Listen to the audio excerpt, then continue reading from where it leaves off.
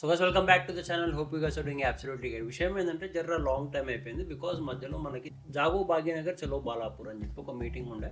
So ఆ మీటింగ్లో కొంచెం బిజీ ఉండే, లేకపోతే ప్రతి 2 డేస్కి ఒక వీడియో పడిపోతుంది. ఓకే, బట్ ఇప్పుడు ప్రాబ్లం ఏంటంటే టాపిక్ ఏంటంటే మనకంటే ఎక్కువ రిస్క్లో ఈ సో కాల్డ్ సెక్యులర్ గాను లెఫ్ట్ లిబరల్ గాను ఉన్నారు because of this so called anti Hindus అనుకో, లేకపోతే రాడికల్ పీపుల్తో అనుకో. ఏ రాడికల్ పీపుల్ హెల్ప్ తీసుకొని, ఏ radical people vote bank power use చేసుకొని ఇన్ని రోజుల నుంచి so called Congress political party leaders గెలుచుకుంటూ వచ్చిర్రో, ఆ పార్టీ లీడర్స్ కు నెక్స్ట్ లెవెల్ అవమానం ఫేస్ చేస్తున్నారు, వాళ్ళే అవమానిస్తున్నారు. సెకండ్ థింగ్, ఈ so called secularism bhai bhai అనుకుంటూ ఎవరైతే బతికిర్రో మన హిందూస్, వాళ్ళకు కొన్ని ఎగ్జాంపుల్స్ దొరికినాయి. వాళ్ళు ఎవరైతే గుట్టిగా ఈ రాడికల్ పీపుల్ ని నమ్మిర్రో వాళ్ళ లైఫ్ లు వాళ్ళే ఖరాబ్ చేస్తున్నారు. సో ఈ కొన్ని టాపిక్స్ ఎగ్జాంపుల్స్ ఇస్తూ, రియల్ లైఫ్ ఎగ్జాంపుల్స్ ఇస్తూ టాపిక్ స్టార్ట్ చేసేసాము. అండ్ ఈ వీడియో కుదిరినంత వరకు మీ సెక్యులర్ దోస్తుకి షేర్ చేయి. Let's start the video. So బేసిక్గా ఇప్పుడు టాపిక్ వచ్చేస్తే, ఈ హిందూస్ ఎవరైతే ఉన్నారో చాలా యాక్సెప్టింగ్ మైండ్ సెట్, అంటే ఎవరున్నా సరే ముంగట రన్ రాబోయి మన ఇద్దరం అన్నదమ్ములు లెక్క బతుకుతామని చెప్పి మంచితనం చాలా సార్లు చూపెట్టారు. బట్ ఎన్నిసార్లు చూపెట్టారు అన్నిసార్లు వాళ్ళకి వెన్నుపోటే ఎదురైంది తప్ప వాళ్ళకి మంచితనం ఎప్పుడు రిటర్న్ రాలేదు. అంటే వచ్చిందేమో, వీళ్ళు ఎప్పుడైతే బాయ్ బాయ్ అని చెప్పి దగ్గర తీసుకున్నారో ఆ స్టార్టింగ్ మూమెంట్స్ కొన్ని హనీమూన్ పీరియడ్ అంటారు. బేసిక్గా ఆ హనీమూన్ పీరియడ్ కొన్ని డేస్ వీళ్ళకి బాయ్ బాయ్ అనే ఫీలింగ్ కలిగిందేమో. But at the end of day Hindu హిందూ పాపులేషన్ తగ్గిపోతుందో, ఆరెల్స్ వాళ్ళ పాపులేషన్ పెరగడము, దాంట్లో రాడికల్ పీపుల్ యాడ్ అయిపోవడము, ఉన్న వాళ్ళ మైండ్లు ఖరాబ్ చేయడము, వాళ్ళందరినీ హిందూస్కి వ్యతిరేకంగా మలపడము, ఇవన్నీ చేస్తే ఎవడైతే హిందూ వాళ్ళని దగ్గర తీసి అలా గుండెలో వాని ఇంటి పక్కన వాని ఇంట్లో చోటు ఇచ్చిండో వాడే వెన్నుపోటు గురైండు. బేస్ ఎగ్జాంపుల్స్ స్టార్ట్ చేసాం. ఫస్ట్ కాశ్మీర్ ఫైల్స్ కి పోదాం. కాశ్మీర్ ఫైల్స్ లో ఒకప్పుడు అరౌండ్ లైక్ ఇండియా పార్టీషన్ అయినప్పుడు 1947, 1948లో 15-20% ఉంది హిందూ పాపులేషన్, ముస్లిం పాపులేషన్ రిమైనింగ్ ఉంది. తర్వాత 1990 వచ్చే వరకు 3% కి మిగిలిపోయారు. 3%. ఓకే, మళ్ళీ ఏమైరు బ్రో 12% అంటే మీరు ఆలోచించాలి, మీరు చెప్పాలి కామెంట్స్, ఎందుకంటే అందరికి తెలిసిన ముచ్చట్ని. ఆ 3% లో కూడా 1990 అరౌండ్ అనుకుంటా, కాశ్మీర్ ఫైల్స్ 1990 కదా అయింది. ఆ టైంకి వచ్చాక 3% ఉండే. ఆ 3% లో కూడా ఎవరైతే హిందూస్ అక్కడ చాలా ఘోరంగా చంపబడ్డారో, హత్యకి గురైర్రో, దాంట్లో నీకు ఒక బేస్ సీన్ చెప్తా. కాశ్మీర్ ఫైల్స్ లో ఒక సీన్ ఉంటుంది చూసిన, బ్రాహ్మణ్ వెళ్ళేసి ఒక డ్రమ్ లో దాక్కుంటాడు, రైస్ బ్యాగ్ డ్రమ్ లో. ఆ మిలిటెంట్స్ ఎవరైతే వస్తారో వాళ్ళు వెతకడానికి ట్రై చేస్తారు, ఏడి అని చెప్తే ఆ బ్రాహ్మణ్ హిందూ ఫ్యామిలీ మన ఇంటి పక్కోడే ఒక నాన్ హిందూ వచ్చి చెప్తాడు దీంట్లో దాచుకుంది. అప్పుడు వాడు ఆ డ్రమ్ లో బుల్లెట్లు కొట్టి పోతాడు. నమ్మక ద్రోహం ఇది ఆ పొద్దు నుంచి వస్తుంది. 1990 చెప్తున్నా నేను. అప్పట్లో అట్లా వెన్నుపోటు ఒడిచారు. హిందూ లేడీస్ ఏడ దాక్కున్నారో అక్కడ ఉన్న చుట్టూ కాశ్మీర్ పీపులే చెప్పారు, ఇక వీళ్ళు హిందూ లేడీస్ వీళ్ళకేం తీసుకుపోయి రేప్ చేయి. ఆ పర్టికులర్ ఇన్సిడెంట్ ఏదైతుందో అది రియల్ కాశ్మీర్ ఇన్సిడెంట్ ఫేస్ చేసిన వాళ్ళు చెప్పిన సిచ్యువేషన్. అది ఆ సిచ్యువేషన్ యాజ్ ఇట్ ఈస్ గా పోర్ట్రే చేశారు మూవీలో. ఎట్లా వెన్నుపోటు పొడిచిర్రు, ఎక్కడ దాచుకున్నారు హిందూస్ అని చెప్పడము, మిలిటెంట్స్ వచ్చి వాళ్ళని చంపడము, హిందూ లేడీస్ ఎక్కడ దాక్కురు అని చూపెట్టడము, వాళ్ళ హిందూ లేడీస్ ని గుంజుకొచ్చి రేప్ చేయడము, ఓపెన్ గా చంపడము. వెన్నుపోటు ఇది, వెన్నుపోటు. ఆపద నుంచి వచ్చే వెన్నుపోటు. బాయ్ బాయ్ అనుకొని బతికితే ఆపద నుంచి వచ్చే వెన్నుపోటు. నీకు ఇంకో ఎగ్జాంపుల్ చెప్తా. బెంగాల్ ఫైల్స్ చూసారు కదా. బెంగాల్ ఫైల్స్ లో ఒక పర్టికులర్ సీన్ ఉంటుంది అనమాట. ఒక లాయర్ క్రైమ్ చేసిన ఒక రాడికల్ ముస్లిం పర్సన్ ని కాపాడితే ఎప్పుడైతే బెంగాల్ ఫైల్స్ లో వాళ్ళు అటాకులు చేయడము, హిందూస్ ని అటాకులు చేయడం, హిందూస్ ని తరమగొట్టడం, ఈ పనులు చేస్తున్నారో ఆ టైంలో ఆ లాయర్ వచ్చి అంటాడు అనమాట, నేనే కదా నిన్ను కాపాడింది, గుర్తుందా ఒకప్పుడు అని చెప్పేసి. అయితే ఆ టైంలో రాడికల్ పర్సన్ ఎవరైతే ఉన్నారో అయినా ఆ లాయర్ ని స్టేజ్ మీద తీసుకొచ్చి కొట్టి చంపేస్తాడు. ఇప్పుడు చెప్పు సెక్యులరిజం మీనింగ్ ఏంది అని.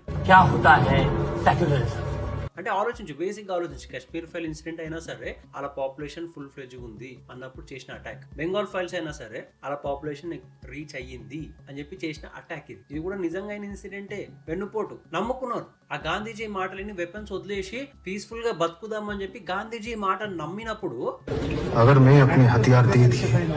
హిందూస్ వదిలేసిర్రు వెపన్స్. బట్ హిందూస్ వెపన్ వదిలేసిర్రు అనగానే వీళ్ళు మోసం చేసి హిందూస్ మీద అటాక్ చేసిర్రు.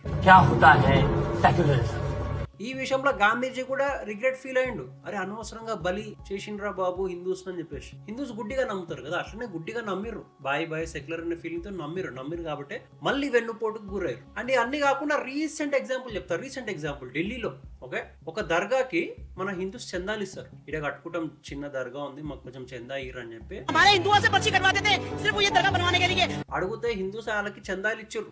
అదేదో ఉర్దూ పేపర్ మీద ఏదో ఉంటే సరే ఇది చందా అంటే చందా ఇచ్చేసి ఉర్దూ పేపర్ లో ఏం రాసిందో తెలియకుండా చందా ఇచ్చేసి పైసలు ఇచ్చేసి రాపిచ్చేసుకొని ఇచ్చేసారు దర్గా. ఇస్తే ఆ కొన్ని ఇయర్స్ త్రూగా హిందూ సర్కిల్ చందాలు కలెక్ట్ చేసుకొని డెవలప్మెంట్ చేసుకున్న దర్గాని అక్కడ ఉన్న ఇమాంలు ముస్లిమ్స్ ఏం చేసారు అంటే హిందూస్ ఇచ్చిన పైసలతోటే వాళ్ళ సెక్యులరిజం వాడుకున్న ఈ సో కాల్డ్ పీపుల్ ఎవరైతే ఉన్నారో దర్గా పీపుల్ ఆ హిందూస్ మీద కేసు కొట్టిరు. వీళ్ళు మా ప్లేస్ లో ఉంటున్నారు ఇలాంటి ఖాళీ చేపిరు అని చెప్పేసి I think around 50+ families Hindu families ఆ దర్గా ఉన్న ఏరియా చుట్టుముట్టు ఎవరైతే హిందూ ఫ్యామిలీస్ ఉన్నాయో వాళ్ళందరూ రోడ్ మీదకి వచ్చేసారు.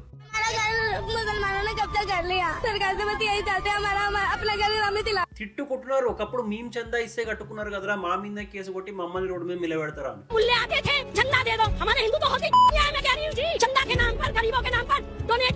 ఇది రీసెంట్ ఎగ్జాంపుల్ ఇంకా నడుస్తుంది లొల్లి. వీళ్ళు కూడా ఒకప్పుడు సెక్యులర్ అనుకునే బాయ్ బాయ్ అనుకునే హెల్ప్ చేశారు. బట్ ఇప్పుడు వాళ్ళ డెమోగ్రఫీ అలా పాపులేషన్ పెరిగి అలా ఓట్ బ్యాంక్ క్రియేట్ కాగానే కథం ఎలా కొట్టురు ఇలాంటి ప్లేస్ లకి. ఇది నార్మల్ పీపుల్ తోనైన ఇన్సిడెంట్స్. ఇప్పుడు లీడర్లతో ఇన్సిడెంట్స్ చెప్తా. కర్ణాటక కార్పొరేటర్ కాంగ్రెస్ లీడర్ అయిన ఓన్ డాటర్ ఒకప్పుడు అదే కార్పొరేటర్ చాలా సార్లు అన్నాడు అన్నమాట, లవ్ జిహాద్ లేదు ఏం లేదు, ఇవన్నీ ప్రోపగండా, ఇవన్నీ పనికిరాని ముచ్చట్లు కావాల్సుకొని ఆ మత విద్వేషాలు సృష్టిస్తున్న మతం పేరు మీద రాజకీయాలు చేస్తున్నారు అని చెప్పి పెద్ద పెద్ద స్టేట్మెంట్ వదిలినోరు కాంగ్రెస్ లీడర్స్.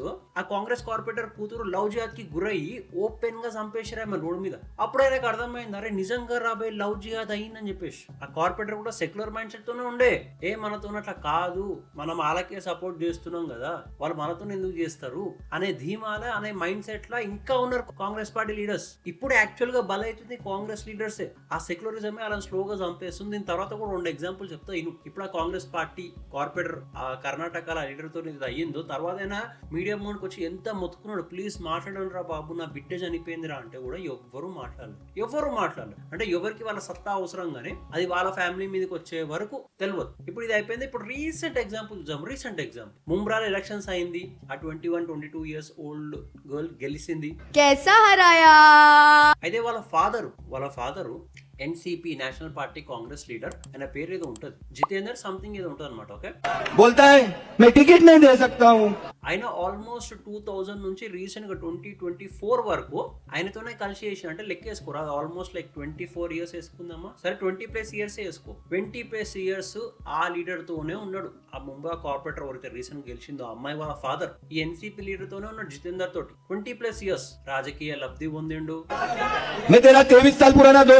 రాజకీయం ఎట్లా చేయాలో నేర్చుకున్నాడు, ఎట్లా కాంటాక్ట్ ఉంచుకోవాలో నేర్చుకున్నాడు. కుదిరినంత వరకు ఈ పర్టికులర్ కాంగ్రెస్ లీడర్ ని యూజ్ చేసుకుంటూ పాలిటిక్స్ నిలబడ్డానికి నాన్ స్టాప్ గా నిలబడ్డాడు. అయితే ఇప్పుడు రీసెంట్ గా ఏమైపోయిందంటే ముంబ్రాలో డెమోగ్రఫీ చేంజ్ అయింది, పాపులేషన్ పెరిగింది. ఈ 20+ ఇయర్స్ 24+ ఇయర్స్ ఉన్న ఈ రిలేషన్ ఏదైతే ఉందో ఇలా ఫాదర్ కి ఆ పర్టికులర్ ఎన్సిపి లీడర్ తోటి ఆ రిలేషన్ ని పక్కకు పెట్టి ఎంఐఎం పార్టీ వచ్చి నేను ఇస్తే ఒక కార్పొరేటర్ సీట్ అనగానే అక్కడ ఫ్లిప్ అయిపోయాడు. ఫ్లిప్ అయినాక ఆయన పాలిటిక్స్ లో గ్రోత్ కోసం షిఫ్ట్ అయ్యిండ్రు. ఆయన బిడ్డకి కార్పొరేట్ సీట్ ఇచ్చిర్రు అంటే ఓకే బరాబర్ పాలిటిక్స్ లో గేమ్ నడుస్తుంది. బట్ ఈ 20-24 ఇయర్స్ ఏదైతే ఈయన యూజ్ చేసుకుంటూ ఎన్సిపి లీడర్ ని జితేందర్ ని అదేది లెక్క చేయకుండా ఎంత వల్గర్ స్టేట్మెంట్ అంటే కుక్కని కొట్టినట్టు కొడతాం నిన్ని, ముంబ్రాలా కనిపిస్తే ముంబ్రాలా రాకుండా నిన్ను బ్లాక్ చేస్తాం మేము అన్న బిడ్డ స్టేట్మెంట్ ఇనే ఉంటారు. कैसा हराया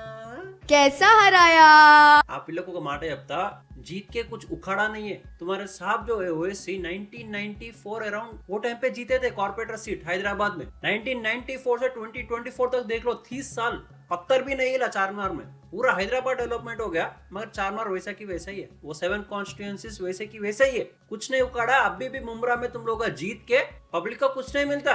बट तुम लोग 5 साल में एक बार आते अल्लाह के नाम पे वोट दे दो बस. डेवलपमेंट करना नहीं है, कुछ करना नहीं है. मगर बाद में पब्लिक पूछते क्या डेवलपमेंट किया. సో ఇప్పుడు హిందీ పక్కకు పెట్టి తెలుగుకి వచ్చేద్దాం. మనోగా ఆ చిన్న పిల్ల 21-22 ఇయర్స్ ఆ పిల్లకి ఎంత హేటెడ్ ఉంది చూసుకో. మనం కూడా బీజేపీ వాళ్ళ దాంట్లో కూడా మనం కూడా చిన్న యూత్ పౌరులు గెలిచిర్రు సీట్లు. बहुत अच्छा लग रहा है क्योंकि కానీ ఇట్లా ఎప్పుడు మాట్లాడలే. పూరా ముంబ్రాకు గ్రీన్ కర్నా హే, ఓ కర్నా హే, ఏ కర్నా హే, అర్థం చేసుకోవాలి. జితేందర్ ఎవరైతే ఉన్నారో ఈయన సెక్యులరిజం పేరు మీదే కదా ఎన్సీపీ లీడర్ అయినా సరే ఈ పలానా పర్సన్, ఈ కార్పొరేటర్, ఈ అమ్మాయి ఎవరైతే ఉందో ఈ అమ్మాయి వాళ్ళ ఫాదర్ ని 24 years ఆయన దగ్గర పెట్టుకున్నాడు కదా ప్రెసిడెంట్ పోస్ట్ ఇచ్చి. సడన్ గా ఎంఐఎం లీడర్ రాగానే పార్టీ షిఫ్ట్ అయిపోయి పాపులేషన్ ని యూజ్ చేసుకొని, ఓట్ బ్యాంక్ ని యూజ్ చేసుకొని గెలిచి, ఫస్ట్ టైం గెలిచి 24 years నుంచి ఉన్న లాయల్టీని లెక్క చేయకుండా ఆయన ఓన్ పొలిటికల్ లైఫ్ గిఫ్ట్ ఇచ్చిన పర్సన్ నే లెక్క చేయకుండా కుక్కలా కొడతాము, ముమ్రాలకు రానియము అని చెప్పి ధమ్కీలు ఇస్తున్నారు.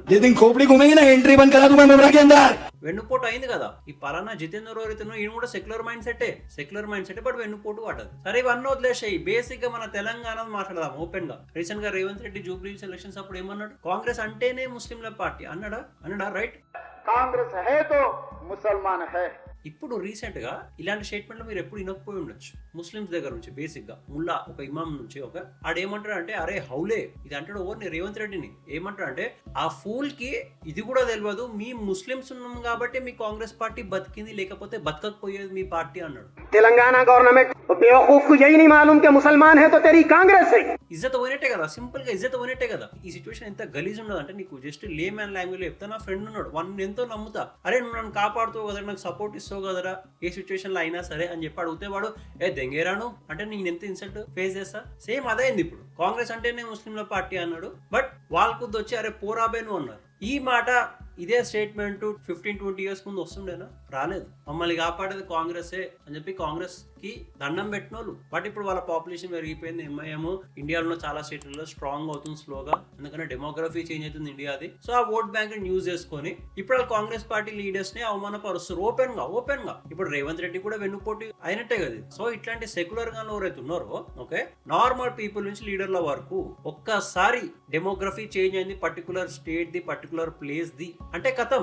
వాళ్ళ దాంట్లో ఉన్న రాడికల్ పీపుల్ వాళ్ళ రియల్ మైండ్ సెట్ చూపిస్తారు. ఎవరైతే సెక్యులర్ గా బతికిరో, ఎవరైతే హిందూస్ గా బతికిరో వాళ్ళ లైఫ్ మిజరబుల్ గా తయారు చేస్తారు. సో ఇప్పుడు ఇన్ని ఎగ్జాంపుల్స్ చెప్పిన నార్మల్ పర్సన్ నుంచి లీడర్ వరకు అందరూ ఫేస్ చేస్తున్నారు.